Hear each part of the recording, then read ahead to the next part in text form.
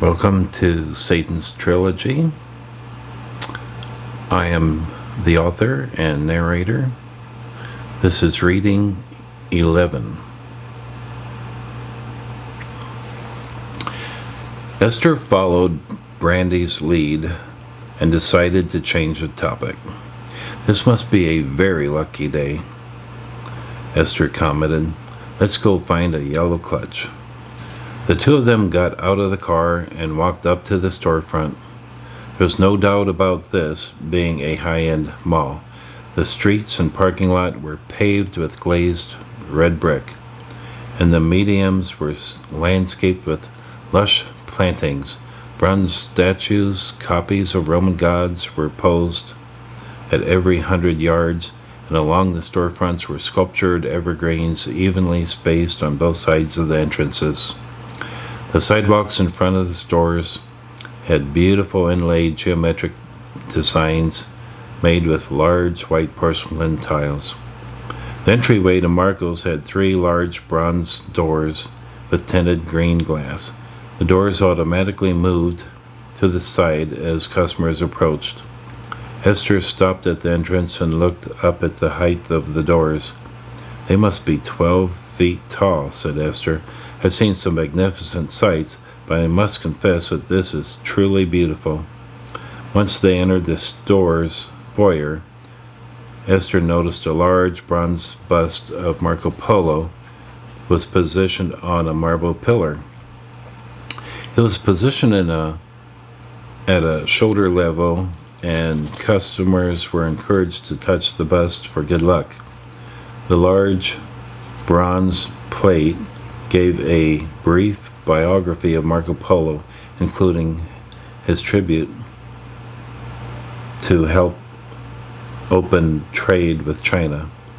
Esther looked at the bust and said, I have studied Marco Polo, and this looks very much like the drawings that I have seen of him. I took a few history classes at the Chinese University of Hong Kong. They have several original drawings of Marco Polo. It was a transitional time for China. Marco Polo stayed at the court of Kublai Khan, the founder of the Mongol dynasty of China. Kublai Khan made Buddhism the state religion. I studied Buddhism at some of the monasteries that I lived at. Esther stopped talking, perhaps realizing that Brandy might find these facts a bit boring. Esther made a big grin at Brandy. Walking through the next set of doors, Brandy and Esther stood at the entrance, scanning all of the opulence. Marble detailing throughout the store with accents of stone sculptures peppered about. A very attractive young woman approached them. She was wearing the Islamic abaya robe, tailored from elegant light gray cotton, and she wore a hijab silk scarf, a slightly lighter gray. She had an attractive face with a perfect complexion, light tan skin, large brown eyes, and a pleasant smile. Welcome to Marco's. May I be of assistance to you? She asked. Esther immediately said, We would like to see your selection of Invalor purses.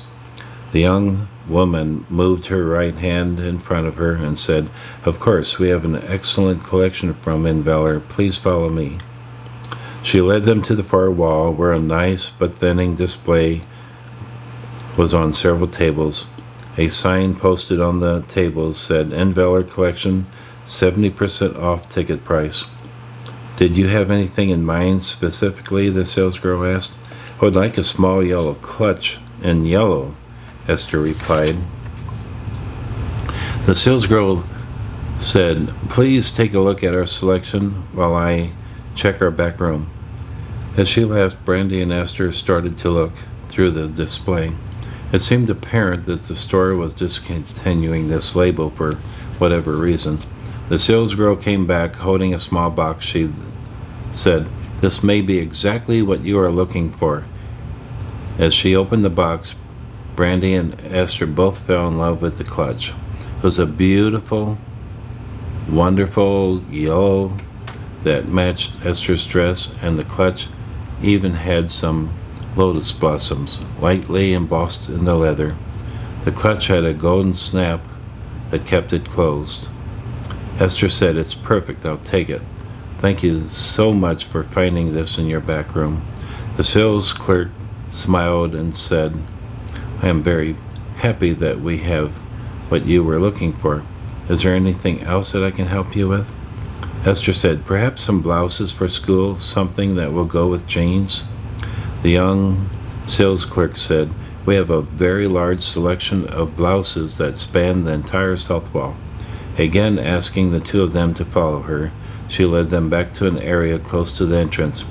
It was apparent the store had thousands of women's blouses on display. "Perhaps you would like to browse our selection for a while? Please allow me to hold your purse. I'll be at the customer center, not too far from the entrance you came in." She pointed at a register close by. Esther smiled at her. "Thanks again for your help. We'll browse for a while." Esther and Brandy started looking at blouses. The supply was endless. Unfortunately, they were all very expensive. Finally, Esther said, "Aunt Brandy, it's not that I can't afford any of these blouses, but they seem to be a bit pricey for high school." Having said that, they both saw a sales rack and headed for it. After going through about 50 blouses, Esther found one that she absolutely loved. A light green cotton blend, several pleats in the front that had a floral pattern on it of pansies. "I just love pansies, Aunt Brandy. They are so delicate and yet so beautiful," said Esther. Esther was tiring of the shopping and felt that this was a very good start for her school wardrobe. Looking at Brandy, Esther said, "Well, you know, there's always tomorrow. Perhaps we should stop for the day. Stores are open on Sunday, and we can shop some more tomorrow. What do you think, Aunt Brandy?" Brandy was feeling tired too. She had enjoyed the day, and was not afraid to call it quits. Brandy agreed with Esther. "There's always tomorrow." Then Brandy giggled at herself for having repeated Esther. They took Esther's final selection up to the register where the girl that had helped them earlier was waiting. "This will be it for today," said Esther.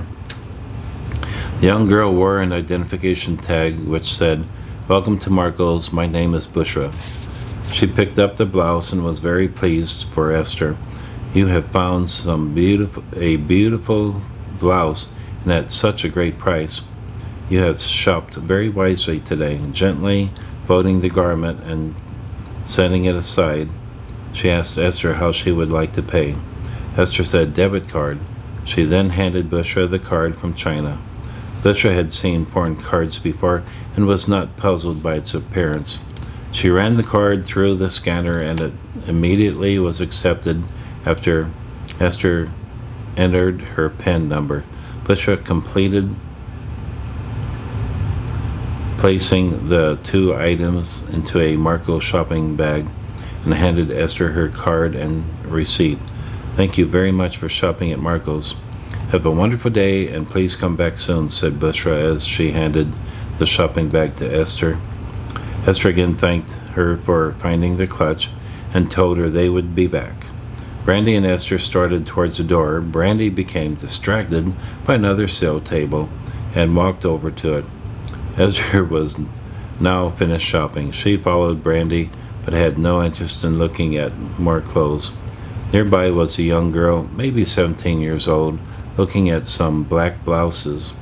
The girl was wearing entirely black and even had black makeup on her face. Brandy saw Esther's interest in the young girl and said, "She is wearing a Gothic wardrobe." Esther looked at Brandy and gave her a smile. "We have Gothic lifestyles in Hong Kong. They tend to take themselves very seriously.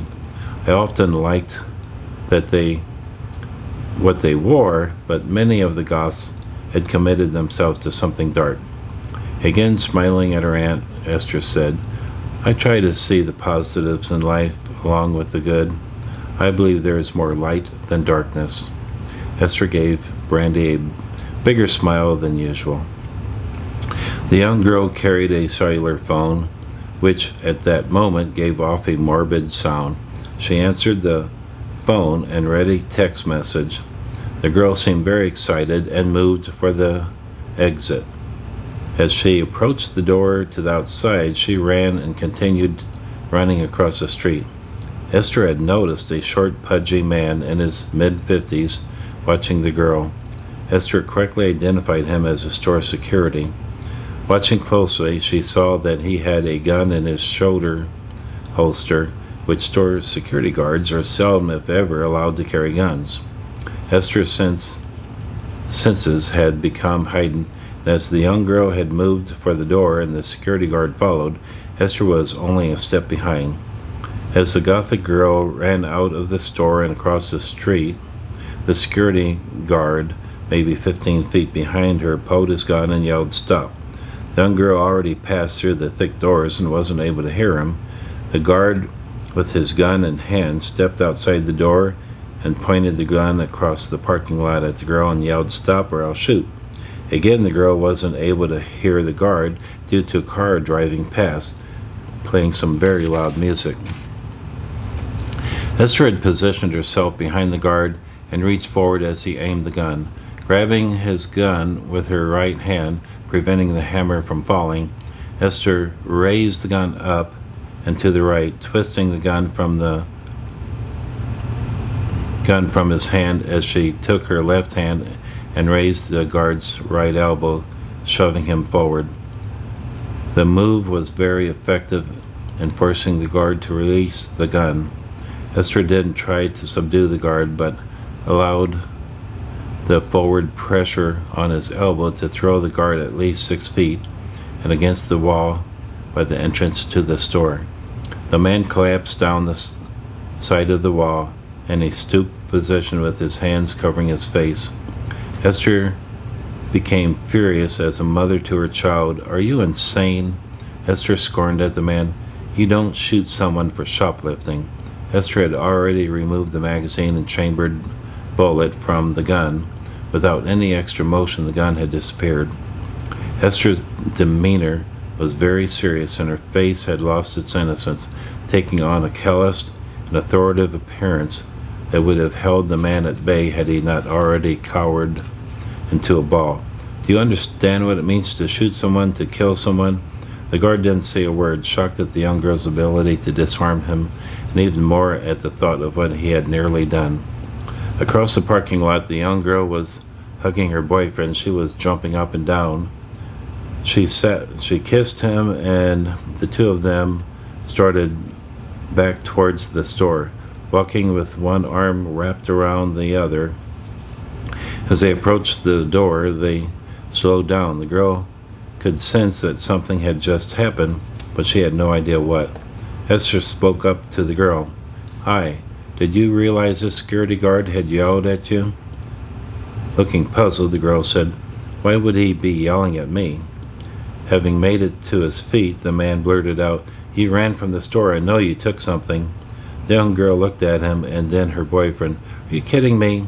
I ran out of the store because my boyfriend texted me that he had just landed tickets to see Black Ass. I ran out to the parking lot to see him." The guard's jaw dropped. At that moment, the store manager arrived with a half-dozen security guards.